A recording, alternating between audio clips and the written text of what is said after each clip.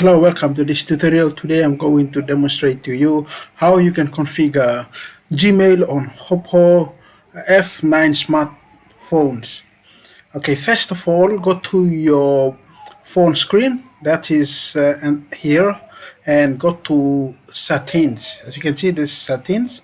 There, you tap on it. Under settings, you tap on accounts and synchronize. Then you go to add account. Then you tap personal. I am P. Then you enter your email address here, and then you enter your password. Remember, this is your Gmail password. Then click sign in. So it will start checking the incoming server settings. Next, it will start checking outgoing server settings. When it is done, you tap next. Again, you tap next. And if you want to write your name here under username display name, you can do so.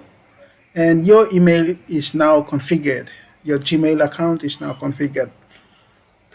Now you should be able to use it on your Oppo phone. Recapping again, first you go to your screen, go to settings, and then go to account synchronize, then add account, then go to personal MAP, sorry, and then you go to email address and click on next, and then you should be able to enter your password, and then you should start checking incoming server, and it should be also be checking outgoing server, and next, and your Gmail account is now created. You should be able to use it.